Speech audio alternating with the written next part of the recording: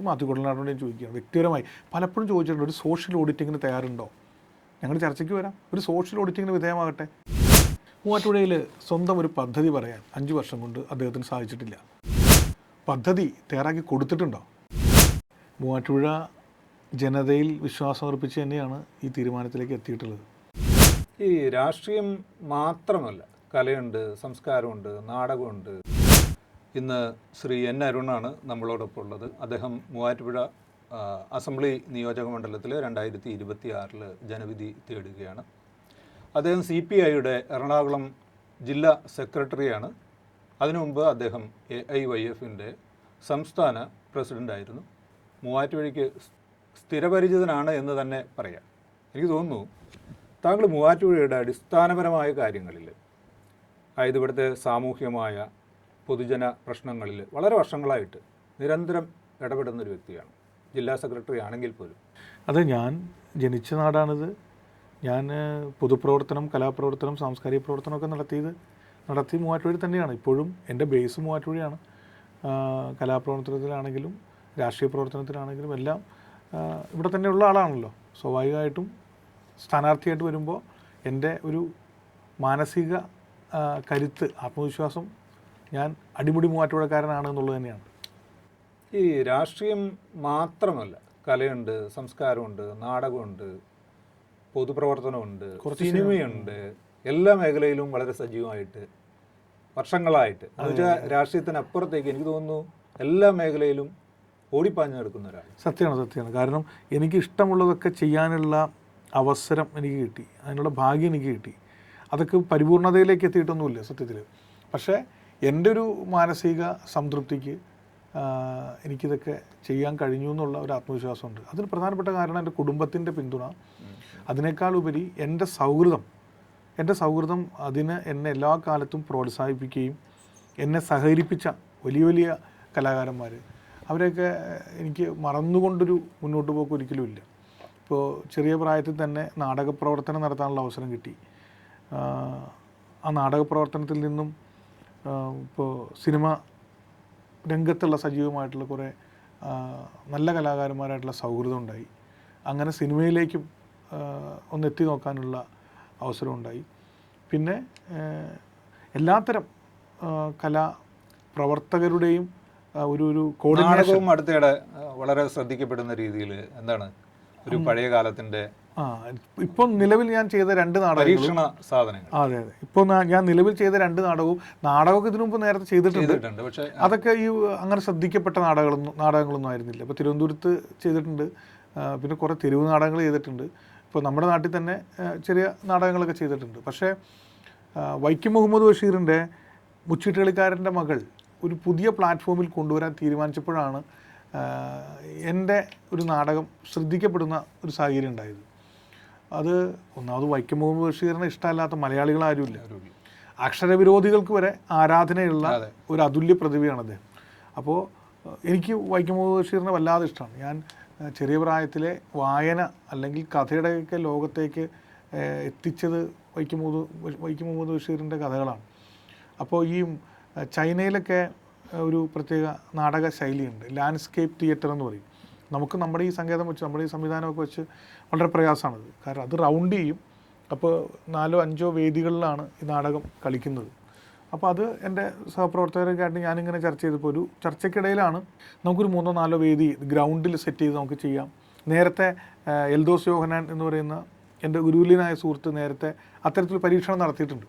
അതിനെ വേറൊരു തലത്തിലേക്ക് കൊണ്ടുവന്ന് ലാൻഡ്സ്കേപ്പ് തിയേറ്ററുമായി കണക്ട് ചെയ്തുള്ള ഒരു നാടകാവതരണമാണ് മൂവാറ്റുപുഴയിൽ തന്നെ ആദ്യ അവതരണം നടത്താൻ സാധിച്ചു. നമ്മുടെ പാർക്കിൽ നിങ്ങൾ കണ്ടതാണ്. വൈക്കം മുഹമ്മദ് ബഷീറിൻ്റെ മുച്ചീട്ടുകളിക്കാരൻ്റെ മകൾ നാടകത്തിലേക്ക് അദ്ദേഹത്തിൻ്റെ മറ്റ് പ്രധാന കഥാപാത്രങ്ങളെ കൂടി കൊണ്ടുവന്ന് ഒരു 1.25 മണിക്കൂർ നമ്മുടെ മുനിസിപ്പൽ പാർക്ക് മൈതാനം നാടകവേദിയാക്കി, അരങ്ങാക്കി.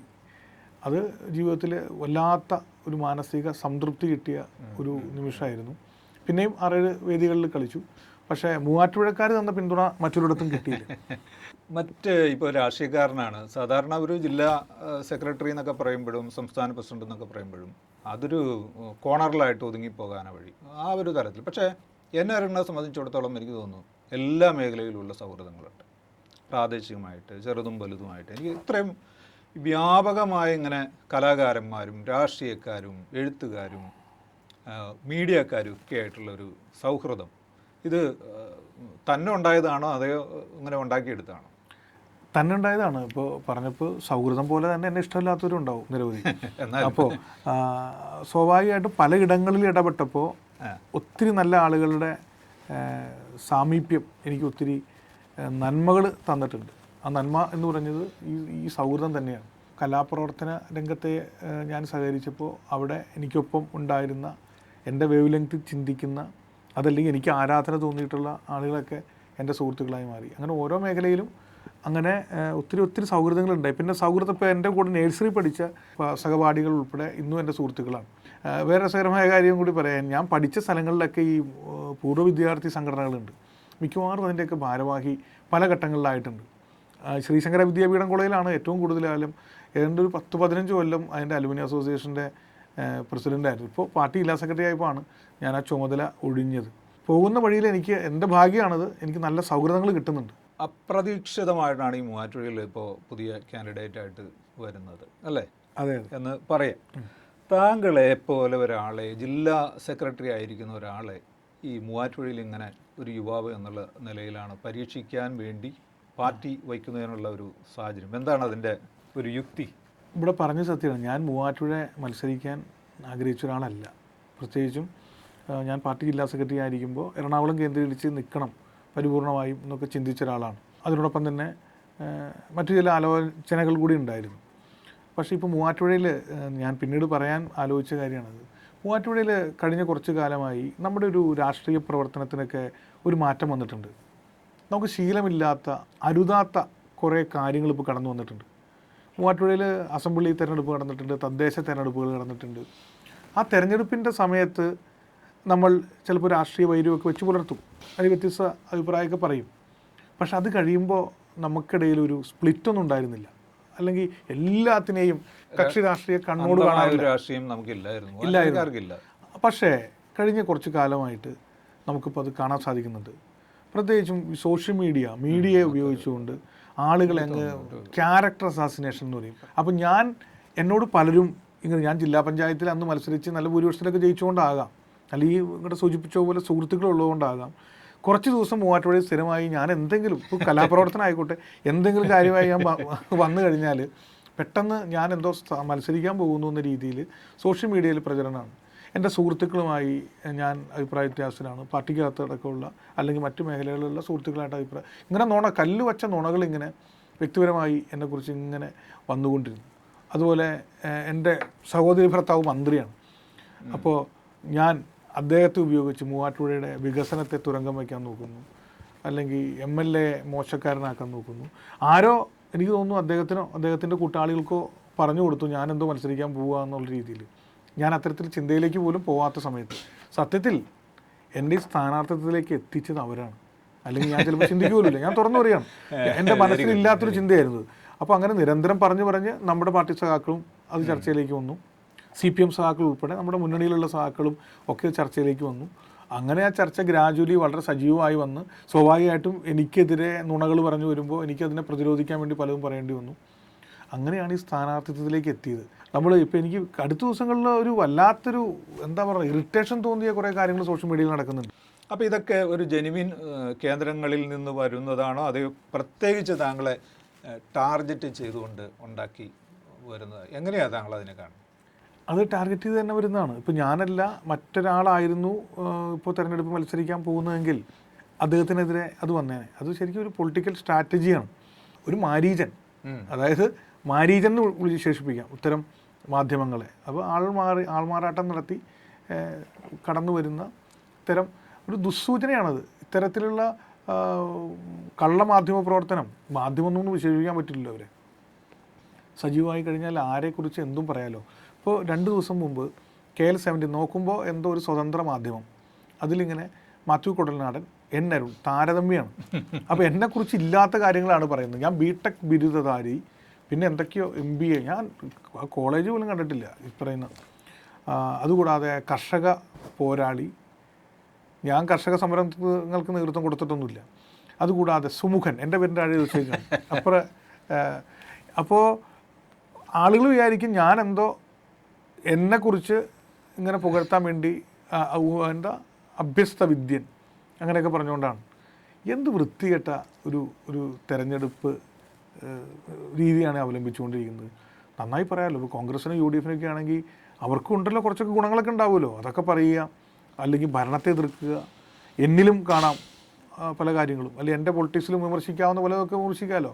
അതൊക്കെയല്ലേ നമ്മുടെ നാട്ടിൽ നേരത്തെ കണ്ടിട്ടുള്ളത്. പക്ഷേ ഇപ്പോൾ അതൊക്കെ മാറി ഇത്തരത്തിലുള്ള നുണപ്രചരണങ്ങൾ തന്നെയാണ്. ഇനിയിപ്പോൾ വേറെ നുണപ്രചരണങ്ങൾ വീണ്ടും വരാം. അപ്പം കുറേ പണം ഉണ്ടെങ്കിൽ വലിയൊരു തുക കൊടുത്തു കഴിഞ്ഞാൽ ഒരു 10-20 പേരെ ഒരു ടീമാക്കി ഇതുപോലത്തെ 3-4 മുറിയിൽ ഇരുത്തി കഴിഞ്ഞാൽ ഏത് വ്യക്തിയെയും ഇല്ലാതാക്കി കളയാൻ പറ്റും. കുറച്ച് നാൾ ഒരു 2 ആഴ്ച കാലം മുമ്പ് ഇതുപോലെ തന്നെ ഒരു മര്യാദയില്ലാത്ത രീതി ഞാൻ പറയാം, നമ്മുടെ LDFൻ്റെ ജാഥ ഇവിടെ വന്നിരുന്നു. ജോസ് കെ മാണി നയിച്ച നമ്മുടെ വികസന മുന്നേറ്റ ജാഥ. ആ വികസന മുന്നേറ്റ ജാഥയുടെ അത് വലിയ ചർച്ചയായിരുന്നു. വികസന മുന്നേറ്റ ജാഥയുടെ കടന്നു വന്നപ്പോൾ അതിൻ്റെ വാഹനത്തിൽ ഞാൻ കയറിയില്ല, ഇറങ്ങിപ്പോയി. ജോണി നെല്ലൂർ കയറിയത് കാരണം ഞാൻ ഇറങ്ങിപ്പോയി എന്നാണ് പറയുന്നത്. ഞാൻ മത്സരിച്ച സമയത്തല്ലാതെ ഒരിക്കൽ പോലും, ഞാൻ AIYFൻ്റെ സംസ്ഥാന പ്രസിഡൻ്റായിരുന്നു, AISFൻ്റെ സംസ്ഥാന പ്രസിഡൻ്റായിരുന്നു, പാർട്ടിയുടെ ജാഥകളും കാര്യങ്ങളൊക്കെ നടന്നിട്ടുണ്ട്. ഒരിക്കൽ പോലും എന്നെ ആ വാഹനത്തിൻ്റെ മുകളിൽ കാണാൻ സാധ്യമില്ല. മാത്രമല്ല ഞാൻ അങ്ങനെ നിൽക്കുന്ന ഒരാളല്ല. അപ്പം ഞാൻ നിർബന്ധമായി നിൽക്കണം അല്ലെങ്കിൽ ഇരിക്കണം എന്ന് പറയുന്ന ഒരു വേദിയിലേക്ക് മാത്രം കയറി വരാൻ ആഗ്രഹിക്കുന്ന ഒരാളാണ് ഞാൻ. ജോസ് കെ മാണി നയിക്കുന്ന ജാഥയിൽ അദ്ദേഹമാണ് അവിടെ നിൽക്കേണ്ടത്. വേറെ ആർക്കും നിൽക്കുന്നതിൽ എനിക്ക് പ്രയാസമൊന്നുമില്ല. അപ്പോൾ അതുകൊണ്ട് തന്നെ ഞാനും ഉണ്ടായിരുന്നു. ഞാൻ മാത്രമല്ല, PR മുരളീധരനും ഞാനിവിടെ എൻ്റെ ഫ്രണ്ടിൽ നടന്നുപോയി. വേഗത്തിലാണല്ലോ നടക്കുന്നത്, കാരണം വാഹനം വരുമ്പോൾ അതിന് വേഗത്തിൽ അത് വഴക്കൂടി നടന്നു പോകുന്നു, പടമൊക്കെ എടുത്തിട്ട്. എത്ര മോശമായ പ്രചരണമാണ് ആളുകൾക്കിടെ നടത്തുന്നത്. അതുമാത്രമല്ല, ജോണി നെല്ലൂർ മൂവാറ്റുപുഴയിൽ ഏറ്റവും കൂടുതൽ കാലം MLA ആയിരുന്ന ഒരാളാണ്. അദ്ദേഹത്തിൻ്റെ പാർട്ടിയുടെ ചെയർമാനാണ് അത് ജാഥ നയിക്കുന്നത്. അദ്ദേഹം അതിൻ്റെ വൈസ് ചെയർമാനാണ്. അദ്ദേഹത്തിന് ഒപ്പം നിന്ന് നമുക്കെന്താണ് പ്രയാസം? ഈ പറയുന്ന പോലെ കഴിഞ്ഞ 2006 LDF ആണ് ഇവിടെ വിജയിച്ചത്. ശേഷം 2011 UDFന് സീറ്റ് പോയി. 2016 എൽദോ എബ്രഹാം വിജയിക്കുകയാണ്. അതിന് തൊട്ടുമുമ്പ് ബാബോൾ. 2021 ശ്രീ മാത്യു കൊഴൽനാട്. ഇപ്പോൾ 2026 അങ്ങ് മത്സരിക്കുക. മാറി മറഞ്ഞു പോകുന്ന ഒരു വിധി നിർണയ രീതിയാണ് ഈ മൂവാറ്റുപുഴയിൽ. ഇങ്ങനെ നോക്കുകയാണെങ്കിൽ താങ്കൾക്ക് സാധ്യതയുണ്ട് എന്ന് പറയാം. എന്ത് തന്ത്രം, എന്താണ് ഈ താങ്കൾ ഈ മണ്ഡലത്തിൽ പുതുതായിട്ട് താങ്കളുടെ സ്ഥാനാർത്ഥിത്വം കൊണ്ട് ഉദ്ദേശിക്കുന്നത്? എൻ്റെ സ്ഥാനാർത്ഥിത്വം കൊണ്ട് ഞാൻ ഉദ്ദേശിക്കുന്നത്, അല്ലെങ്കിൽ ഞാൻ ലക്ഷ്യമിടുന്നത് മൂവാറ്റുപുഴയുടെ സമഗ്രമായ വികസനം തന്നെയാണ്. അത് ഏറ്റവും ശാസ്ത്രീയമായി നടപ്പിലാക്കണം എന്നുള്ളതാണ് പ്രധാനപ്പെട്ട കാര്യം. നമ്മൾ വരുന്ന ഫണ്ടുകൾ നമ്മുടെ നാടിന് സാധ്യമായ രീതിയിൽ, അതായത് അശാസ്ത്രീയത കണ്ടമാനം നമ്മുടെ നഗരവികസനത്തിൽ ഉൾപ്പെടെ നമുക്ക് കാണാൻ സാധിക്കുന്നുണ്ട്. അതുകൂടാതെ മൂവാറ്റുപുഴയുടെ കാർഷിക മേഖല തകർന്നടിഞ്ഞു എന്നുള്ളതാണ് സത്യം. അത് സംരക്ഷിക്കാനോ അതിനുവേണ്ടി ഇടപെടാനോ അത് ആവശ്യമുള്ള കാര്യങ്ങൾ പറഞ്ഞു വാങ്ങിയെടുക്കുവാനോ ഇവിടെ കഴിഞ്ഞ 5 വർഷക്കാലം ഒരു ഉത്തരവാദിത്തമുള്ള ജനപ്രതിനിധി ഉണ്ടായിരുന്നില്ല. കാർഷിക മേഖലയുടെ പൈനാപ്പിൾ ഉൾപ്പെടെയുള്ള വിഷയങ്ങൾ ഞാൻ പറഞ്ഞത്. പിന്നെ മൂവാറ്റുപുഴയുടെ ഏറ്റവും വലിയ സാധ്യത നമ്മൾ ശ്രദ്ധിക്കേണ്ടത്, അല്ലെങ്കിൽ നമ്മൾ ചിന്തിക്കേണ്ട ഒരു കാര്യം, മൂവാറ്റുപുഴ ഒരു ടൂറിസ്റ്റ് ഹബ്ബാക്കി മാറ്റാൻ സാധ്യതയുണ്ട്. കാരണം മൂന്നാർ, വാഗമൺ, അതുപോലെ തന്നെ ഓരോ പ്രദേശങ്ങളും, നമ്മുടെ ജില്ലയിൽ തന്നെ കുട്ടമ്പുഴ, അങ്ങനെ എത്ര സ്ഥലങ്ങളാണ് ടൂറിസം ഉണ്ട് ഇവിടെ. ആ ടൂറിസ്റ്റുകൾ മുഴുവൻ ഈ മൂവാറ്റുപുഴ വഴിയല്ലാതെ അവർ കടന്നു പോകാൻ പറ്റില്ല. ആ ഒരു സാധ്യത ഉപയോഗിച്ചുകൊണ്ട് ടൂറിസ്റ്റുകളെ മൂവാറ്റുപുഴയിൽ കൂടി, അല്ലെങ്കിൽ മൂവാറ്റുപുഴയിൽ അവർ വന്നു പോകുന്ന തരത്തിലേക്ക് ഒരു ടൂറിസം സാധ്യത, നമ്മുടെ പുഴയൊക്കെ ഉണ്ടല്ലോ, അപ്പോൾ അതൊക്കെ ഉപയോഗിച്ചുകൊണ്ട് ഒരു ടൂറിസം സാധ്യത ഉപയോഗിക്കുക എന്നുള്ളതാണ് എൻ്റെ മനസ്സിലുള്ള ചിന്ത. അപ്പോൾ ഞാനൊരു ജനപ്രതിനിധിയായിട്ട് ഇവിടെ നിന്ന് വിജയിച്ച് വരികയാണെങ്കിൽ ഞാൻ അതിന് വലിയ പ്രാധാന്യം കൊടുക്കും. ഇപ്പോൾ ജില്ലാ പഞ്ചായത്തിൽ ഇരിക്കുന്ന സമയത്ത് നമുക്ക് അത്തരം കാര്യങ്ങൾ ചെയ്യാനുള്ള ഒരു സംവിധാനമൊന്നും ജില്ലാ പഞ്ചായത്ത് ചെറിയ തുകയാണുള്ളത്. ചിലരൊക്കെ ചോദിക്കണം, ജില്ലാ പഞ്ചായത്ത് മെമ്പറായിരുന്നപ്പോൾ എന്ത് ചെയ്തു, MLA MP എന്ത് ചെയ്തു എന്നൊക്കെ ചോദിക്കുന്ന പോലെയാണ് ചോദിക്കുന്നത്. അതിനൊന്നും മറുപടിയില്ല. ആ സമയത്ത് നമ്മൾ മുന്നോട്ട് വെച്ച ഒരാശയമായിരുന്നു ഇത്. നമ്മുടെ ചെക്ക് ഡാം, നമ്മുടെ മാറാടി വാളകം പഞ്ചായത്തും കണക്ട് ചെയ്യുന്ന ആ പ്രദേശത്തൊക്കെ സാധ്യതകളുണ്ട്. അപ്പോൾ അങ്ങനത്തെ, അതുപോലെ നമ്മുടെ തൂക്കുപാലം, അത്തരത്തിലുള്ള ഒത്തിരി സാധ്യതകൾ മൂവാറ്റുണ്ട്. പൊതുവേ ഈ ടൂറിസം നമ്മൾ ചിന്തിക്കുമ്പോൾ ജലമായി ബന്ധപ്പെട്ട ടൂറിസത്തിനാണ് ഏറ്റവും സാധ്യത. നമുക്ക് സമ്പുഷ്ടമായിട്ടുള്ള സമൃദ്ധമായിട്ടുള്ള മനോഹരമായിട്ടുള്ള ഈ പുഴയുണ്ട്. ആ പുഴയെ കൂടി ഉപയോഗിച്ചുകൊണ്ട് ടൂറിസം മേഖലയിൽ നമുക്ക് വലിയ മുന്നേറ്റം ഉണ്ടാക്കാൻ പറ്റും. നൂറുകണക്കിന് ചെറുപ്പക്കാർക്ക്, സാധാരണക്കാർക്ക് തൊഴിൽ ലഭിക്കാനുള്ള സാധ്യതയുണ്ട്. അതൊക്കെയാണ് എൻ്റെ മനസ്സിലുള്ള, പറയാനാണെങ്കിൽ ഒത്തിരി ഉണ്ട്, പെട്ടെന്ന് പറയുമ്പോൾ പറയാനുള്ള അതൊക്കെയാണ്. കഴിഞ്ഞ 5 വർഷത്തെ മൂവാറ്റുപുഴ മുമ്പോട്ടായിരുന്നു, പിന്നിലേക്കായിരുന്നു? ഉറപ്പായും കഴിഞ്ഞ 5 വർഷക്കാലം മൂവാറ്റുപുഴ പിന്നോട്ട് പോയി. ഞാൻ മുമ്പ് സൂചിപ്പിച്ച പോലെ മൂവാറ്റുപുഴയിൽ ഉത്തരവാദിത്തപ്പെട്ട ഒരു ജനപ്രതിനിധി, അതായത് MLA ഉണ്ടായിരുന്നില്ല. എൽദോ അബ്രഹാമിൻ്റെ സമയത്ത് എന്തെല്ലാം കാര്യങ്ങൾ മൂവാറ്റുപുഴയിൽ കൊണ്ടുവന്നിട്ടുണ്ട്. കേരളത്തിലുടനീളം, നമ്മുടെ കേരളത്തിലുടനീളം ക്ഷേമ പ്രവർത്തനങ്ങൾ നന്നായി നടന്നിട്ടുണ്ട് കഴിഞ്ഞ 10 വർഷക്കാലം. ഇപ്പോൾ ശ്രീമാൻ മാത്യു കുഴൽനാടൻ അദ്ദേഹത്തിൻ്റെ ഒരു വികസന രേഖ എന്ന രീതിയിലൊരു വലിയ ബുക്ക്ലെറ്റ് അടിച്ചിട്ടുണ്ട്. മനോഹരമായ ബുക്ക്ലെറ്റാണ്, കാണാനൊക്കെ നല്ല. അതിലൊക്കെ പറഞ്ഞിട്ടുള്ളത് മുഴുവൻ 16-21 കാലയളവിൽ എൽദോ അബ്രഹാമിൻ്റെ നേതൃത്വത്തിൽ കൊണ്ടുവന്ന പദ്ധതികളാണ്. എത്രയാണ് നമുക്കെടുത്ത് നഗരവികസനം വരെ അദ്ദേഹത്തിൻ്റെതാക്കി മാറ്റുകയല്ലേ ചെയ്ത്. കഴിഞ്ഞ ദിവസം നമുക്ക് എത്ര വിചിത്രമായ കാഴ്ചയാണ് അത് കണ്ടു നിന്ന്. നിവൃത്തിയില്ലാതെയെന്ന് തോന്നുന്നു ബാബുപ്പോൾ സഖാവ് അങ്ങനെ ഒരു പ്രസംഗം അവിടെ നടത്തി. സാധാരണ അദ്ദേഹം ഒന്നും അങ്ങനെ പറയുന്ന ആളല്ല. ഒരു പരിധി ഉണ്ടല്ലോ എന്തും കണ്ട് സഹിക്കാൻ. അങ്ങനെ ആ ഒരു പ്രതിഷേധം അണപൊട്ടിയാണ് മൈക്കിൽ അങ്ങനെ പ്രസംഗിച്ചതെന്ന് തോന്നുന്നു. ഇപ്പോൾ നമ്മുടെ മൂവാറ്റുപുഴ TV ഗസ്റ്റ് ഹൗസ്, ആ ഗസ്റ്റ് ഹൗസൊക്കെ അദ്ദേഹത്തിൻ്റെ ആണെന്നാണ് അദ്ദേഹം പറഞ്ഞിട്ടുള്ളത്. ഇപ്പോൾ ഇവിടെ ഉദ്ഘാടനം നടന്നുകൊണ്ടിരിക്കുന്ന എല്ലാ പദ്ധതിയും തൻ്റേതെന്ന് പറയാൻ ഒരു ജാള്യതയില്ല. അതാണ് എനിക്ക് തോന്നിയത്. അദ്ദേഹത്തിൻ്റെ സമ്പൂർണ്ണമായ പ്രചരണം എന്ന് പറയുന്നത് കഴിഞ്ഞ 20 വർഷങ്ങൾ പൂർത്തീകരിക്കാത്ത, അല്ലെങ്കിൽ കോമയിലായിരുന്ന, ഉപേക്ഷിക്കപ്പെട്ട മൂവാറ്റുപുഴയുടെ മുഖം അദ്ദേഹം വീണ്ടെടുത്തു എന്നുള്ളത്. മനോഹരമായ നഗരവികസനം യാഥാർത്ഥ്യമാക്കി എന്നുള്ളതാണ്. അതിന് മാത്യു കുഴൽനാടൻ വരേണ്ടി വന്നു എന്നുള്ളത് ഞാനത് പറയാം. സത്യം പറഞ്ഞാൽ ഇപ്പോൾ ഈ ജനങ്ങളെ മുഴുവൻ തെറ്റിദ്ധരിപ്പിച്ചുകൊണ്ടിരിക്കുന്നത് ഇങ്ങനെ പറഞ്ഞിട്ടാണ്. ലാൻഡ് അക്വിസിഷൻ നടപടികൾ മുഴുവൻ പൂർത്തീകരിച്ച് നിർമ്മാണ ഘട്ടത്തിലേക്ക് എല്ലാ അർത്ഥത്തിലും എത്തി നിൽക്കുമ്പോഴാണ് നിർഭാഗ്യവശാൽ എൽദോ അബ്രഹാം പരാജയപ്പെടുന്നത്. വെറുതെ നോക്കി നിൽക്കുന്ന MLA മാത്രമാണ് നമുക്ക് കാണാൻ സാധിച്ചിട്ടുള്ളൂ. അതിൻ്റെ സത്യത ഞാൻ ചോദിക്കട്ടെ, ഒരു MLA അതിന് മുൻകൈ എടുക്കേണ്ടായിരുന്നു. നമ്മൾ അക്വയർ ചെയ്ത ഭൂമി പരിപൂർണ്ണമായിട്ട് ഉപയോഗിച്ചിട്ടില്ല. നിങ്ങൾ എത്രമാത്രം അത് ശ്രദ്ധിച്ചിട്ടുണ്ടെന്ന് എനിക്കറിയില്ല. 1-2 പ്രാവശ്യമൊക്കെ ഞാൻ പല വേദികളിൽ അത് പറഞ്ഞിട്ടുണ്ട്. അക്വയർ ചെയ്ത ഭൂമി, അതായത് ഗവൺമെൻറ് പണം കൊടുത്ത് വാങ്ങിയ അക്വയർ ചെയ്ത ഭൂമി പോലും ഉപയോഗിക്കാതെ മൂവാറ്റുപുഴയ്ക്ക് ഇനി എന്നാണ് ഒരു നഗരവികസനം സാധ്യമാവുന്നത്? എത്ര കൊല്ലം കാത്തിരിക്കേണ്ടി വരും? എന്ത് മുൻകൈ ഉണ്ടായിട്ടുണ്ട് MLAക്ക്? എന്ത് ഇടപെടലുണ്ടായിട്ടുണ്ട് MLAക്ക്? പല ഘട്ടങ്ങളിൽ ഈ പ്രവർത്തനങ്ങളുമായി ബന്ധപ്പെട്ട വിമർശനമൊക്കെ ഉന്നയിക്കുമ്പോൾ പറയുന്നത് ഗവൺമെൻറ്, അതായത് മുഖ്യമന്ത്രിയുടെ പാർട്ടി അല്ലെങ്കിൽ റവന്യൂ മന്ത്രിയുടെ പാർട്ടി ഇടപെട്ട് ഉദ്യോഗസ്ഥന്മാരെ സ്ഥലം മാറ്റിക്കൊണ്ടേയിരിക്കുന്നു എന്നാണ് പറഞ്ഞത്. ഒരു പ്രാവശ്യം 2.5 വർഷം മുമ്പെന്തോ ട്രെയിനിങ്ങിന് പോയി ഒരു ഉദ്യോഗസ്ഥ, അവരുടെ പേര് ഞാൻ മറന്നുപോയി, തഹസിൽദാരാണ്. അവർ മാറി ബേസിൽ കുരുവിള എന്ന് പറയുന്ന ആൾ വന്നിട്ട് 2-2.5 കൊല്ലമായി. അദ്ദേഹത്തിൻ്റെ ഇടപെടൽ കൂടി ഇവിടെ നടക്കുന്നുണ്ട് പ്രവർത്തനങ്ങൾക്ക്. അവരോടൊക്കെ വ്യക്തിപരമായി ചോദിച്ചാൽ സത്യസന്ധമായിട്ടുള്ള കാര്യം പറഞ്ഞു തരും. എന്തായിരുന്നു നഗരവികസനവുമായി ബന്ധപ്പെട്ട് MLAയുടെ മുൻകൈ എന്നുള്ളത്? ഇവിടെ നടന്നതൊക്കെ ഇപ്പോൾ സത്യം പറഞ്ഞാൽ മൂവാറ്റുപുഴയിൽ ഒരു മായക്കാഴ്ചകൾ ഉണ്ടായിക്കൊണ്ടിരിക്കുകയാണ്. തെറ്റിദ്ധരിപ്പിക്കുന്ന മായക്കാഴ്ചകൾ പണം ഉപയോഗിച്ച് മൂവാറ്റുപുഴ ഉണ്ടാക്കിക്കൊണ്ടിരിക്കുകയാണ്. പലരും ഇപ്പോൾ തെറ്റിദ്ധരിക്കുന്നുണ്ടോ? കാരണം ഈ മാത്യു കുഴൽനാടൻ വന്നില്ലെങ്കിൽ നഗരവികസനം, ഈ റോഡൊക്കെ എങ്ങനെ ആവുമായിരുന്നോ എന്ന് കരുതുന്ന വലിയൊരു വിഭാഗം ജനങ്ങളുണ്ട്. അവർക്കുള്ളിലേക്ക് ഇത്തരത്തിലൊരു ചിന്ത ഇഞ്ചക്ട് ചെയ്യാൻ മാത്യു കുഴൽനാടന് അദ്ദേഹത്തിൻ്റെ പണം ഉപയോഗിച്ച് അദ്ദേഹം ഹയർ ചെയ്ത ഈ സംവിധാനങ്ങൾ ഉപയോഗിച്ച് സാധിക്കുന്നുണ്ട്. ഭരണ സംവിധാനങ്ങൾ ഉപയോഗിച്ച് മൂവാറ്റുപുഴയിലെ ചിലർ ഇത് തുരങ്കം വയ്ക്കുന്നതിനും ഇതിനെതിരെയും സജീവമായി ഇടപെട്ടു എന്നുള്ളൊരു ആരോപണമുണ്ട്. അത് അദ്ദേഹത്തിൻ്റെ തന്നെ ഒപ്പമുള്ള ചിലരൊക്കെ എന്നോട് പറഞ്ഞിട്ടുണ്ട്. കാര്യമായി ഒന്നും ചെയ്യാനില്ല, ഇരവാദം മുഴക്കിക്കൊണ്ടിരിക്കുകയാണ്. ഞാൻ ഇരയായി മാറി, എനിക്കൊന്നും ചെയ്യാനുള്ള അവസരം തരുന്നില്ല. ഞാൻ ചോദിക്കുകയാണ്, ഈ മാത്യു കുഴൽനാടനോട് ഞാൻ ചോദിക്കുകയാണ് വ്യക്തിപരമായി, പലപ്പോഴും ചോദിച്ചിട്ടുണ്ട്, ഒരു സോഷ്യൽ ഓഡിറ്റിങ്ങിന് തയ്യാറുണ്ടോ? ഞങ്ങൾ വന്നിരിക്കാം, ഞാനോ മുൻ MLAമാരോ മുൻ മുനിസിപ്പൽ ചെയർമാന്മാരോ ഞങ്ങൾ ആരും വേണ്ടി ചെന്നിരിക്കാം, ഞങ്ങൾ ചർച്ചയ്ക്ക് വരാം. ഒരു സോഷ്യൽ ഓഡിറ്റിങ്ങിന് വിധേയമാകട്ടെ. എന്താണ് ഞങ്ങൾ ചെയ്തതെന്ന് അവിടെ ഈ പറയുന്ന മുൻ MLAമാരും മുൻ ചെയർമാന്മാരും, സഖാവ് ബാബുപോൾ, സഖാവ് ഗോപി കോട്ടൂരിക്കൽ, സഖാവ് എൽദോ അബ്രഹാം, സഖാവ് PM ഇസ്മയിൽ, സഖാവ് PR മുരളീധരൻ, സഖാവ് അനീഷ്, എത്ര ഇടതുപക്ഷത്തിൻ്റെ പ്രധാനപ്പെട്ട പ്രവർത്തകർ എത്ര മന്ത്രി ഓഫീസുകളിൽ പലവട്ടം കയറി ഇറങ്ങിയിട്ടുണ്ട്. പത്രം എടുത്ത് നോക്കിയാൽ കാണിച്ചു തരാം, അല്ലെങ്കിൽ കൊടുത്ത നിവേദനങ്ങളുടെ ഡീറ്റെയിൽസ് തരാം. ഇവരൊക്കെ നിരന്തരം, ഞാനൊന്ന് AIVFൻ്റെ സംസ്ഥാന പ്രസിഡൻ്റായിട്ട് മുഴുവൻ സമയം തിരുവനന്തപുരത്തുള്ള സമയമാണ്. പലപ്പോഴും ഞങ്ങളൊക്കെ രാവിലെ ഒരുമിച്ചാണ് പോകാറുള്ളത്.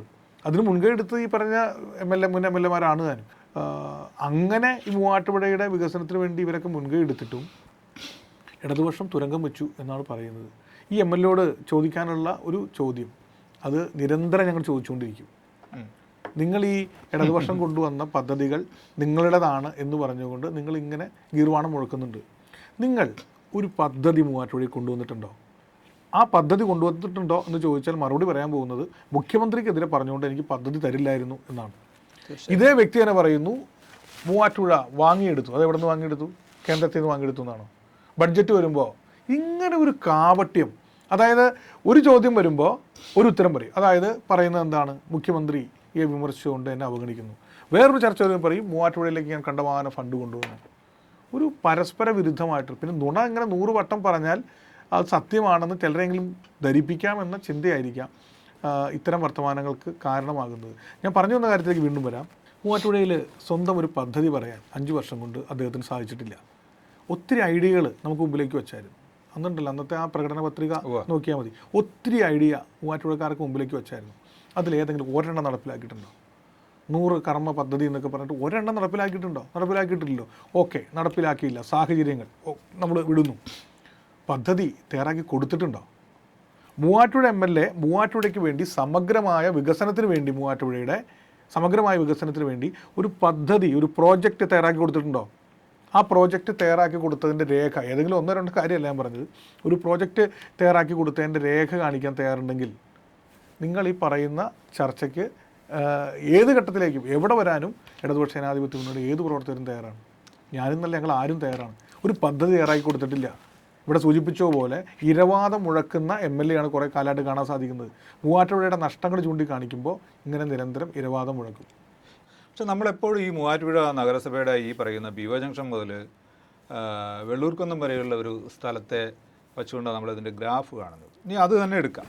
എന്നാലും മറ്റു കാര്യങ്ങൾ, ട്രാഫിക്കിൻ്റെ കാര്യത്തിൽ നമ്മളത് സാറ്റിസ്ഫൈഡ് ആയിട്ടുള്ള ഒരു അവസ്ഥയിലായിട്ട് മാറിയിട്ടില്ല എന്ന് തന്നെ പറയാം. നമ്മുടെ നഗരത്തിൻ്റെ ഉള്ളിൽ ബൈപ്പാസ് വളരെ ദയനീയമാണ്.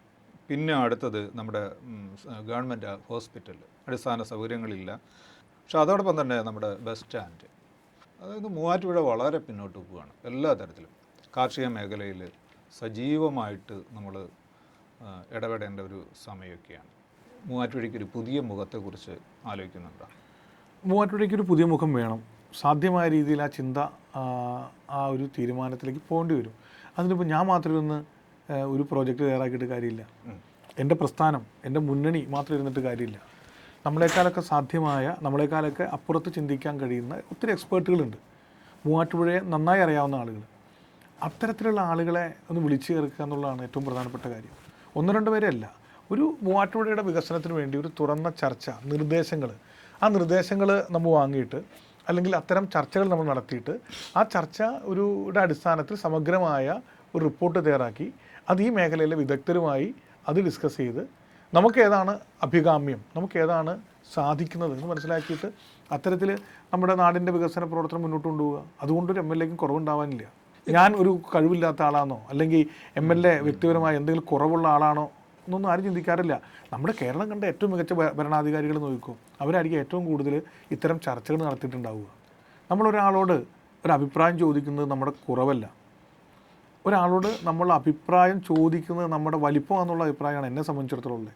എൻ്റെ പാർട്ടി പ്രവർത്തനത്തിൻ്റെ കാര്യത്തിലാണെങ്കിൽ ശരി, മറ്റേത് പ്രവർത്തനത്തിൻ്റെ കാര്യത്തിലാണെങ്കിൽ ശരി, എനിക്ക് എവിടെയെങ്കിലും എന്തെങ്കിലും മികവ് പുലർത്താൻ സാധിച്ചിട്ടുണ്ടെങ്കിൽ നല്ല ഉപദേശങ്ങളും നല്ല സൗഹൃദങ്ങളും എനിക്കുണ്ടായിട്ട് മാത്രമാണ്. അപ്പോൾ അത് ജനാധിപത്യ സംവിധാനത്തിൽ, പ്രത്യേകിച്ച് വികസന പ്രവർത്തനങ്ങളിൽ ഏറ്റവും അനിവാര്യമായിട്ടുള്ള കാര്യമാണ്. നമ്മളൊരു കാര്യം ചിന്തിക്കുമ്പോൾ നമ്മുടെ മനസ്സിലൊരു തോട്ടുണ്ടാവും. അതിനനുസരിച്ച് നമ്മൾ ഒരു വികസന സങ്കല്പത്തിൻ്റെ അടിസ്ഥാനത്തിൽ ഒരു പരുവപ്പെടുത്തി എടുക്കുമ്പോൾ നമ്മുടെ മാത്രം ചിന്തയുടെ അടിസ്ഥാനത്തിലാണ്. ഒത്തിരി ആശയങ്ങളുള്ള അല്ലെങ്കിൽ കാഴ്ചപ്പാടുകളുള്ള ആളുകളുടെ കൂടി അഭിപ്രായം നമ്മളിലേക്ക് വന്നാൽ ആത്യന്തികമായി ആ പ്രോജക്റ്റ്, ഇപ്പോൾ MLA ഒരു വ്യക്തിയാണെങ്കിൽ ആ വ്യക്തിക്കല്ലേ അതിൻ്റെ പേര് മുഴുവൻ കിട്ടുന്നത്. നമ്മുടെ ഈ മൂവാറ്റുപുഴ എന്ന് പറയുന്ന അറിയപ്പെടുന്നത് തന്നെ ഒരു കാർഷിക മണ്ഡലം എന്നുള്ള രീതി. ഈ അടുത്ത ഒരു കാലത്തിനുള്ളിൽ പൈനാപ്പിൾ ഫാക്ടറി, അത് ഗുണകരമായിട്ടുള്ള ഒരു അവസ്ഥയിൽ കൂടെ ഒന്നും അല്ല എന്ന് പറഞ്ഞു. പിന്നെ പൈനാപ്പിൾ കർഷകർ, റബ്ബർ കർഷകർ, മറ്റ് ഇഞ്ചി പോലെയുള്ള കൂർക്ക, കപ്പ, ഇവരെല്ലാം തന്നെ ഇത്തരത്തിലുള്ള കൃഷി മേഖല എന്ന് പറയുന്നത് വളരെയധികം പിന്നോട്ട് പോയിട്ടുണ്ട്. പിന്നോട്ടെന്നല്ല, അതിജീവനം സാധ്യമല്ലാത്തൊരവസ്ഥയിലേക്കാണ്. അതോടൊപ്പം തന്നെയാണ് ഈ കടകൾ പൂട്ടിപ്പോകുക എന്ന് പറയുന്നത്. കച്ചവട സ്ഥാപനങ്ങൾ ഇല്ലാതായിട്ടുണ്ട്. അപ്പോൾ അങ്ങനെ ഏറെക്കുറെ എല്ലാ മേഖലകളിലും വളരെയധികം പിന്നോട്ട് പോയിക്കൊണ്ടിരിക്കുന്ന ഒരു സാഹചര്യം തിരഞ്ഞെടുക്കപ്പെടുകയാണെങ്കിൽ താങ്കൾ അതേക്കുറിച്ച് സീരിയസ് ആയിട്ട് കാണുമോ? ഇതിലെനിക്ക് ആദ്യമായി പറയാനുള്ളത് കർഷകരുടെ കാര്യം എടുക്കാം. കർഷകരെ സംബന്ധിച്ചിടത്തോളം രാജ്യത്ത് മുഴുവൻ കാർഷിക മേഖല പ്രതിസന്ധിയുണ്ട്.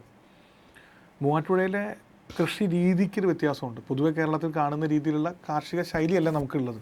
അതിനെ സംരക്ഷിക്കാൻ വേണ്ടി കേരളത്തിൽ പൊതുവെ കൃഷിയെ സംരക്ഷിക്കാൻ വേണ്ടി സർക്കാർ വലിയ പരിശ്രമം നടത്തിയിട്ടുണ്ട്, കേന്ദ്രത്തിൻ്റെ അവഗണന നിലനിൽക്കുമ്പോഴും. പക്ഷേ കേരളത്തിൻ്റെ കൃഷി വകുപ്പ്, കേരള ഗവൺമെൻറ് കൊണ്ടുവരുന്ന പദ്ധതികൾ അത് ശരിയായ ദിശയിൽ നടപ്പിലാക്കിക്കൊണ്ട് ഈ കർഷകരെ സംരക്ഷിക്കാൻ, അല്ലെങ്കിൽ ഈ കാർഷിക മേഖലയെ സംരക്ഷിക്കാൻ ഇവിടെ ഇൻവോൾവ്മെൻ്റ് ഉണ്ടായിട്ടില്ലല്ലോ. ആരാണ് ചെയ്യേണ്ടത്? കൃഷിമന്ത്രിക്കോ മുഖ്യമന്ത്രിക്കോ നേരിട്ട് മൂവാറ്റുപുഴയിൽ കടന്നു വന്ന് ഇത്തരം പ്രവർത്തനങ്ങൾക്ക് നേതൃത്വം കൊടുക്കാൻ കഴിയില്ല. പക്ഷേ ഇവിടെ മൂവാറ്റുപുഴയ്ക്ക് സാധ്യമായ പ്രവർത്തനങ്ങൾ നടത്താൻ ഒരു ഇടപെടൽ, ഒരു ഇനിഷ്യേറ്റീവ് ഇവിടെ ഉണ്ടായിട്ടില്ല എന്നുള്ളത് ഈ ഘട്ടത്തിൽ പരാതിയായി തന്നെ പറയുകയാണ്. ഏതെങ്കിലും വിഷയത്തിൽ ഏതെങ്കിലും ഒരു ആവശ്യം ഉന്നയിച്ചിട്ടുണ്ടോ? നിയമസഭയിൽ പ്രസംഗിച്ചതിൻ്റെ കണക്കൊക്കെ കേട്ടു, സബ്മിഷൻ്റെ കണക്കൊക്കെ കേട്ടു. മൂവാറ്റുപുഴയുടെ കാർഷിക മേഖലയുടെ പ്രതിസന്ധിക്ക് പരിഹാരം കാണാൻ, പൈനാപ്പിൾ കർഷകരുടെ പ്രശ്നങ്ങൾക്ക് പരിഹാരം കാണാൻ ഒരു വാക്കുരിയാടിയിട്ടുണ്ടോ? ഇപ്പോൾ പൈനാപ്പിൾ കമ്പനി മോശമായെന്ന് പറയുന്നു. പൈനാപ്പിൾ കമ്പനി സംരക്ഷിക്കാൻ വേണ്ടി എന്തെങ്കിലും ഇടപെടൽ അദ്ദേഹത്തിൻ്റെ ആയിട്ട് ഉണ്ടായിട്ടുണ്ടോ? ആ കമ്പനി അദ്ദേഹം കണ്ടിട്ടുണ്ടോ? നടുക്കരയിലുള്ള കമ്പനി ഈ പറയുന്ന MLA കണ്ടിട്ടുണ്ടോ? നമ്മൾ ചോദിക്കുമ്പോൾ വെറുതെ രാഷ്ട്രീയ വൈരാഗ്യത്തിൻ്റെ പേരിലോ അല്ലെങ്കിൽ എതിർപ്പ് കൊണ്ടോ പറയുന്നതായി കരുതേണ്ടതില്ല. ഞാൻ പറയുന്നതൊക്കെ ഇങ്ങനെ മുഖത്ത് നോക്കി പറയും. പക്ഷേ എന്നോട് പറയാനുള്ളത് ഒളിയമ്പുകൾ ഉപയോഗിച്ച് മാരീചന്മാരായിട്ടോ എന്നാണ് പറയുന്നത്. അതാണ് കൃഷിയുടെ അവസ്ഥ. പിന്നെ വ്യാപാരികളുടെ കാര്യം അവരോട് ചോദിച്ചാൽ തന്നെ പറയുമല്ലോ. വ്യാപാരികൾക്ക് വേണ്ടി ശബ്ദിക്കാൻ ഇവിടെ ആരാ ഉണ്ടായിട്ടുള്ളത്? വ്യാപാരികൾക്ക് മെച്ചപ്പെട്ട ഒരു സാഹചര്യം ഒരുക്കി കൊടുക്കാൻ ഇവിടെ ആരാ ഉണ്ടായിട്ടുള്ളത്? ഞങ്ങളെ സംബന്ധിച്ചിടത്തോളം ഞങ്ങൾക്ക് കേരളത്തിൻ്റെ ഭരണം ഉണ്ടാകും, ഇത്തരം കാര്യങ്ങൾ ചെയ്യേണ്ടി ഞങ്ങളല്ലല്ലോ. ഇവിടെ മുനിസിപ്പൽ ഭരണ ഇടദോഷത്തിനല്ല, MLA ഇടദോഷമല്ല, MP ഇടദോഷമല്ല. അതിൻ്റെ ഒരു പരിമിതി ഞങ്ങളെ സംബന്ധിച്ചിടത്തോളം ഉണ്ടായിട്ടുണ്ട്. ഒരു ഉടയോൻ അല്ലെങ്കിൽ ഇതിൻ്റെയൊക്കെ ഒരു കാര്യങ്ങൾ സംരക്ഷിക്കാൻ അല്ലെങ്കിൽ ഇടപെടാൻ, ഒരു ഇനിഷ്യേറ്റീവ് എടുക്കാൻ, ഒരു മുൻകൈ എടുത്തുകൊണ്ട് ഈ പറയുന്ന പ്രതിസന്ധികൾക്ക് പരിഹാരം കാണാനൊന്നും നമ്മുടെ MLAക്ക് സമയം ഉണ്ടായിരുന്നില്ല. അദ്ദേഹം ഈ പറഞ്ഞ പോലെ പല പ്രവർത്തനങ്ങളിലായിരുന്നു, പല കാര്യങ്ങളായിട്ട് നടന്നു. കൂടുതലും ലൈം ലൈറ്റിൽ നിൽക്കാൻ വേണ്ടി മുഖ്യമന്ത്രിക്കെതിരെയൊക്കെ ഇങ്ങനെ വിമർശനം ഉന്നയിച്ചു. ഇപ്പോഴും അത് തന്നെയാണ് തുടർന്നുകൊണ്ടിരിക്കുന്നത്. അതോടൊപ്പം വേറെ N. അരുൺ എന്ന് പറയുന്നത് 2025 മുമ്പിട്ട് AIYFൻ്റെ ഞാൻ ഒരു മാസം മുമ്പ് വരെ അതെ ആയിരുന്നു അല്ലേ. അപ്പോൾ യൂത്ത് എന്ന് പറയുന്നത് വളരെ സിഗ്നിഫിക്കൻ്റ് ആയിട്ടുള്ള, നമ്മുടെ പ്രത്യേകിച്ച് മൂവാറ്റുപുഴ പോലെയുള്ള ഇത്രയും എഡ്യൂക്കേറ്റഡ് ആയിട്ടുള്ള ആളുകളുള്ള, അപ്പോൾ അദ്ദേഹത്തിന് താങ്കൾക്ക് ഇവിടുത്തെ യൂത്തിൻ്റെ ഒരു പൾസ് അറിയാൻ കഴിയുന്ന ഒരാളായിരിക്കണമല്ലോ. അപ്പോൾ ആ തരത്തിൽ ഏതെങ്കിലും പ്രോജക്റ്റുകൾ, പദ്ധതികൾ വിഭാവന ചെയ്യാൻ പറ്റുന്നുണ്ട്? അങ്ങനെ എന്തെങ്കിലും ജനങ്ങൾക്ക് മുമ്പിൽ വയ്ക്കാൻ കഴിയുമോ? ചെറുപ്പക്കാർക്ക് തൊഴിലവസരം ഉണ്ടാക്കാൻ യുവാക്കളുടെ പ്രതിനിധി എന്നുള്ളത് മാത്രമല്ല, നമ്മുടെ മൂവാറ്റുപുഴയിലെ ചെറുപ്പക്കാർക്ക് തൊഴിലവസരം ഉണ്ടാകണമെങ്കിൽ അതിന് പറ്റിയ സ്ഥാപനങ്ങൾ വരണം, അതിന് പറ്റിയ സംവിധാനങ്ങൾ ഒരുക്കി കൊടുക്കണം. ഇപ്പോൾ നമ്മുടെ ജില്ലയെ വേണമെങ്കിൽ രണ്ടായി തിരിക്കാം. ഒന്ന് നഗരപ്രദേശവും നമ്മുടെ കിഴക്കൻ മേഖല ഉൾപ്പെടെയുള്ള ഈ നമ്മളൊക്കെ ആദ്യം പറഞ്ഞിട്ടുള്ള 2 ജില്ല എന്ന് പറയുന്ന കൺസെപ്റ്റിൽ തന്നെ ഇതിന് രണ്ടായി നമ്മൾ തിരിച്ചിട്ട് അതിൻ്റെ ഒരു ഹെഡ് ക്വാർട്ടേഴ്സായി മൂവാറ്റുപുഴയെ നമുക്ക് മാറ്റാൻ സാധിക്കും. ഇപ്പോൾ സൈബർ ആണെങ്കിലും പുതിയ സാധ്യതകൾ ഓരോന്നും ഉപയോഗിച്ചുകൊണ്ടും, എറണാകുളത്തേക്കൊക്കെ ഗതാഗത കുരുക്കൊക്കെ വലിയ പ്രതിസന്ധിയാണ്. ഒരു കാര്യത്തിന് എറണാകുളം പോയി വരാൻ മണിക്കൂറുകളെടുക്കും. നമ്മുടെ നാട്ടിലെ സാമാന്യ ജനങ്ങൾക്ക് എളുപ്പത്തിൽ എത്തിച്ചേരാൻ കഴിയുന്നതും, അതുപോലെ തന്നെ നിരവധിയായിട്ടുള്ള സ്ഥാപനങ്ങൾ മൂവാറ്റുപുഴയിൽ തുടങ്ങുന്ന സാഹചര്യം ഉണ്ടെങ്കിൽ ആ എറണാകുളത്തിന് തുല്യമായ ശ്രദ്ധ മൂവാറ്റുപുഴയിലേക്ക് എത്തിക്കാൻ സാധിക്കും. അതിന് പറ്റിയ പ്രോജക്റ്റുകൾ കണ്ടെത്തുക എന്നുള്ളതാണ്. അതുവരെ അത്തരത്തിൽ ഒരു ചുമതലയിലേക്ക്, അത് MLA പോലൊരു ചുമതലയിലേക്കൊന്നും വന്നിട്ടുള്ള ആളല്ല. പക്ഷേ നമ്മുടെയൊക്കെ മനസ്സിൽ പണ്ട് മുതലേ ഉള്ള ഒരു ആഗ്രഹമാണ് മൂവാറ്റുപുഴയുടെ സാധ്യത ഉപയോഗിക്കുക. മൂവാറ്റുപുഴ നഗരത്തോട് ചേർന്ന് കിടക്കുന്ന എത്രയോ പ്രദേശങ്ങളുണ്ട്. നമുക്ക് ഇത്തരം കാര്യങ്ങൾക്ക് ഒരു സൈബർ സിറ്റിയോ അങ്ങനെയൊക്കെ കണ്ടെത്താൻ കഴിയുന്ന എത്രയോ മേഖലകളുണ്ട്, ഇഷ്ടംപോലെ നിരവധിയായിട്ട് സ്ഥലങ്ങളുണ്ട്. നമുക്ക് അത്തരം സ്ഥലം കണ്ടെത്തി സൈബർ സിറ്റി ആകാം. അതല്ലെങ്കിൽ പിന്നെ വേറെയുണ്ട്. നമുക്ക് ഇന്ന് ഈ തൊഴിൽ മേഖല എന്ന് പറയുമ്പോൾ നമ്മുടെ കലയുമായി കണക്ട് ചെയ്ത്, ഞാനൊരു കലാകാരൻ കൂടിയായതുകൊണ്ട് ഞാൻ പറയുകയാണ്, ഇപ്പോൾ എത്ര ഇൻസ്റ്റിറ്റ്യൂട്ടുകളാണ് നഗരങ്ങളിലുള്ളത്. അതെ. അപ്പോൾ വിവിധ സ്ഥാപനങ്ങളുടെ പ്രൊമോഷന് വേണ്ടി, അതല്ലെങ്കിൽ പരസ്യം, അഡ്വർടൈസ്മെൻ്റ് ഒരു പ്രധാനപ്പെട്ട ഒരു മേഖലയാണ്. ആയിരക്കണക്കിന് ചെറുപ്പക്കാരാണ് ആ മേഖലയിൽ തൊഴിൽ ചെയ്യുന്നത്. അതുപോലെ സിനിമാ സംബന്ധമായിട്ടുള്ള ആയിട്ട് കണക്ട് ചെയ്ത നിരവധി സ്ഥാപനങ്ങളുണ്ട്. അപ്പോൾ അത്തരം സ്ഥാപനങ്ങളൊക്കെ ഇപ്പോൾ എറണാകുളം നഗരത്തിൽ മറൈൻ ഡ്രൈവിനോട് ചേർന്ന് ഫിലിം അക്കാദമി വരുന്നുണ്ട് സർക്കാരിൻ്റെ സഹായത്തോടു കൂടി. അത് പി രാജീവിൻ്റെ ഒരു സ്വപ്ന പ്രോജക്റ്റാണത്. അത്തരം പ്രോജക്റ്റുകളൊക്കെ മൂവാറ്റുപുഴയ്ക്ക് വരാം.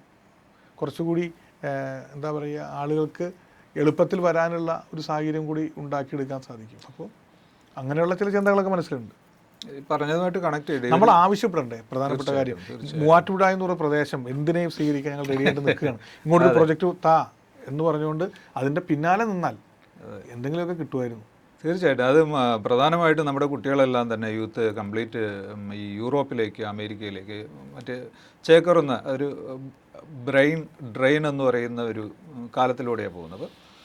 യുവാക്കളെ നാട്ടിൽ നിർത്തുന്നതിന് ആവശ്യമായ പദ്ധതികൾ നമ്മുടെ നാട്ടിൽ ഉണ്ടാകണം, അല്ലെങ്കിൽ അവരെ മൂവാറ്റുപുഴയിലേക്ക് അല്ലെങ്കിൽ നമ്മുടെ ഈ ജനിച്ച നാട്ടിൽ നിർത്താൻ കഴിയുന്ന ഒരു ചിന്ത നമ്മുടെ ജനപ്രതിനിധികൾക്ക് ഉണ്ടാകേണ്ടതാണ്. അങ്ങ് നേരത്തെ പറഞ്ഞ പോലെ ഈ നമുക്ക് മൂവാറ്റുപുഴയ്ക്ക് ഇനി ഒരു അനന്തമായ സാധ്യതകളുള്ള ഒരു നഗരം തന്നെയാണ്, അല്ലെങ്കിൽ ഒരു മണ്ഡലം തന്നെയാണ് മൂവാറ്റുപുഴ. അതിന് ഒരു ജില്ല എന്നുള്ള പ്രപ്പോസൽ, ഒരു സ്വപ്നത്തിന് ബാബുപോൾ മുതൽ പണ്ടുള്ള താങ്കൾ പിന്തുണയ്ക്കുന്നുണ്ടോ? എറണാകുളം ജില്ല ഡോക്ടർ ഡി ബാബുപോൾ അദ്ദേഹത്തിൻ്റെ റിപ്പോർട്ട് തന്നെ ഉണ്ടല്ലോ. ആ റിപ്പോർട്ടിൻ്റെ അടിസ്ഥാനത്തിൽ ജില്ല രൂപീകരിക്കണം എന്ന ആഗ്രഹം നമുക്കെല്ലാവർക്കും ഉണ്ട്. പല പല പ്രതിസന്ധികൾ അതിനുണ്ട് എന്നുള്ളതാണ് ഏറ്റവും പ്രധാനപ്പെട്ട കാര്യം. ആ പ്രതിസന്ധികൾ മറികടന്ന് ജില്ല ഉണ്ടാകണമെന്ന ആ ഒരു കാഴ്ചപ്പാട് തന്നെയാണുള്ളത്. താങ്കൾ വിജയിക്കുകയാണെങ്കിൽ അതിനുവേണ്ടി ശ്രമിക്കുമോ ഇല്ലയോ എന്നുള്ളതാണ് അടിസ്ഥാനപരമായിട്ട് ജനങ്ങൾ അറിയാൻ ആഗ്രഹിക്കുന്നത്. അതിനുള്ളൊരു പരിശ്രമം നടത്തും. അതിൻ്റെ സാധ്യതകൾ ഉറപ്പായിട്ടും അന്വേഷിക്കുകയും ആരായുകയും കൂട്ടായി പരിശ്രമിക്കുകയും ചെയ്യും. പെട്ടെന്നുണ്ടായ ഒരു എൻ അരുണല്ല, അച്ഛൻ രാഷ്ട്രീയത്തിൽ, അമ്മ പൊതുപ്രവർത്തനമൊക്കെയായിട്ടുള്ള ഒരു എന്താണ് തികച്ചും പാർട്ടി ക്ലാസ്സുകളിലൂടെ ഒരു പാർട്ടിയുടെ തന്നെ ഒരു പ്ലാറ്റ്ഫോമുകളിലൂടെയും ഒക്കെ ആയിട്ട് എന്താണ് സ്വന്തക്കാരും ബന്ധക്കാരും എല്ലാം പാർട്ടി കുടുംബങ്ങളായ ഒരു സാഹചര്യത്തിൽ കൂടെ തന്നെയാണ്. അപ്പോൾ അതൊക്കെ എങ്ങനെ സ്വാധീനിച്ചിട്ടുണ്ട്? എൻ്റെ അച്ഛൻ്റെയും അമ്മയുടെയും വീട് തൃക്കളത്തൂർ തന്നെയാണ്. തൃക്കളത്തൂർ പായിപ്ര, അവിടെയാണ് വീട്. അച്ഛൻ പഞ്ചായത്ത് അംഗമായിരുന്നു. ജോലിക്കൊപ്പം ജോലി ഉണ്ടായിരുന്നു KSRTCയിൽ, പാർട്ടി തന്നെയായിരുന്നു. പിന്നെ ബന്ധുക്കളാണെങ്കിലും എൻ്റെ അമ്മാവൻ ഏതാനും നാൾ മുമ്പ് മരണപ്പെട്ടു. അമ്മയുടെ ഫസ്റ്റ് കസിനാണ്, ഞങ്ങളുടെ ഒരു തറവാട്ടുകാരനെന്ന് വിശേഷിപ്പിക്കാവുന്നു. അദ്ദേഹം CPMൻ്റെ അവിടുത്തെ പ്രാദേശിക നേതാവായിരുന്നു. കഴിഞ്ഞു അദ്ദേഹത്തിൻ്റെ മൃതശരീരം മെഡിക്കൽ കോളേജിന് വിട്ടുകൊടുത്ത നല്ല ഉത്തമനായൊരു കമ്മ്യൂണിസ്റ്റായിരുന്നു. അച്ഛൻ്റെ വീട്ടിൽ നിന്ന് അമ്മയുടെ വീട്ടിലേക്ക് പോയാലും അവിടെയും കമ്മ്യൂണിസ്റ്റ് പാർട്ടി, ഇവിടെ 2 കമ്മ്യൂണിസ്റ്റ് പാർട്ടി എന്ന് മാത്രമേ ഉള്ളൂ. അങ്ങനെ പിന്നെ അമ്മയുടെ സഹോദരന്മാരൊക്കെ പാർട്ടിക്കാരായിരുന്നു. കുടുംബക്കാർ മുഴുവൻ ഏറെക്കുറെ എല്ലാവരും ഒരു ഇടത് ആഭിമുഖ്യമുള്ള ആളുകൾ തന്നെയായിരുന്നു. അങ്ങനെ ആയിരിക്കാം ഞാനും ഇതിലേക്ക് തന്നെ വന്നത്. മാത്രമല്ല എൻ്റെ സഹോദരിയും സജീവ പാർട്ടി പ്രവർത്തകയായിരുന്നു. വിദ്യാർത്ഥി സംഘടനയുടെ സംസ്ഥാന ദേശീയ ചുമതലകളിലൊക്കെ ഉണ്ടായിരുന്നു. അപ്പോൾ അതാണ് ഇപ്പോൾ ജീവിതത്തിൻ്റെ ഒരു എല്ലാ ഘട്ടത്തിലും ഇതിനൊപ്പം ഞാൻ പോയതാണ്. ഇതിലേക്ക് ഞാൻ പോയതോ ഇത് എന്നിലേക്ക് വന്നതല്ല, ഇതിനൊപ്പം ഞാനങ്ങ് പോയത്. ഭാര്യ എന്ത് ചെയ്യുന്നത്? ഭാര്യ ടീച്ചറാണ്. കുഞ്ഞ് ഒരു കുഞ്ഞ് നഴ്സറി പഠിക്കുന്നു, ചെറിയ കുട്ടി. മൂവാറ്റുപുഴയിലെ ജനങ്ങളോട് ഈ ഇലക്ഷനിൽ, ഈ മത്സരത്തിന് കാല് വയ്ക്കുമ്പോൾ താങ്കൾക്ക് അവരോട് എന്താണ് പറയാനുള്ളത്? മൂവാറ്റുപുഴ ജനതയിൽ വിശ്വാസം അർപ്പിച്ച് തന്നെയാണ് ഈ തീരുമാനത്തിലേക്ക് എത്തിയിട്ടുള്ളത്. അപ്പോൾ എൻ്റെ പ്രിയപ്പെട്ട മൂവാറ്റുപുഴ നിവാസികളോട് പറയാനുള്ളത്, നേര് തിരിച്ചറിഞ്ഞ് വോട്ട് രേഖപ്പെടുത്തുക എന്നുള്ളതാണ്. ഞാൻ മുമ്പ് സൂചിപ്പിച്ച പോലെ നിരവധി മായക്കാഴ്ചകൾ ഇവിടെ നമുക്ക് കാണാൻ സാധിക്കും. ആ മായക്കാഴ്ചകൾക്കിടയിൽ നേരിനെ തിരിച്ചറിഞ്ഞ് വോട്ട് ചെയ്യാനും വേണ്ടപ്പെട്ടവരോട് അത്തരത്തിൽ ഒരു നിർദ്ദേശം വയ്ക്കുവാനും തയ്യാറാകണമെന്നാണ് പറയാനുള്ളത്. ഒരു കാര്യം ഉറപ്പ് വരാം, നിങ്ങൾ ഈ തെരഞ്ഞെടുപ്പിൽ വിജയിപ്പിച്ചാൽ ഞാൻ ചെയ്തത് ഒരു തെറ്റായിപ്പോയി എന്നൊരു ചിന്ത എനിക്ക് വോട്ട് ചെയ്ത ഒരു മൂവാറ്റുപുഴയിലെ സമ്മതിദായകനും ഉണ്ടാകില്ല. ആ ഒരു ഉറപ്പ് മാത്രം തന്നുകൊണ്ടാണ് ഞാൻ തെരഞ്ഞെടുപ്പിലേക്ക് കാലെടുത്ത് വയ്ക്കുന്നത്. ഓക്കെ, ഏതായാലും നമുക്ക് ചില പ്രതീക്ഷകൾ നൽകുന്നത് ചില പുതിയ നമ്മുടെ മണ്ണിനെ അറിയുന്ന, നമ്മുടെ നാടിനെ അറിയുന്ന ചില വ്യക്തികളാണ്. അത്തരത്തിലുള്ള ഒരു പരീക്ഷണങ്ങളുടെ ഒരു കാലമാണ് വളരെ കഠിനമായ, വളരെ വീറും വാശിയുമുള്ളൊരു മത്സരമാണ് ഇപ്പോൾ മൂവാറ്റുപുഴയിൽ നടക്കുന്നത്. രണ്ടുപേരും പ്രഗത്ഭരാണ്, രണ്ടുപേരും പ്രശസ്തരാണ്, സംസ്ഥാന നേതൃത്വങ്ങളിലുള്ള വ്യക്തികളാണ്. ശ്രീ എൻ അരുൺ ഈ ഇലക്ഷനിൽ അദ്ദേഹം താൻ എന്താണ് മുമ്പോട്ട് വയ്ക്കുന്നത് എന്നുള്ളത് അദ്ദേഹം വ്യക്തമാക്കി കഴിഞ്ഞു. അദ്ദേഹത്തിന് എല്ലാ വിജയാശംസകളും നൽകുന്നു. നന്ദി, നമസ്കാരം. ഓക്കെ.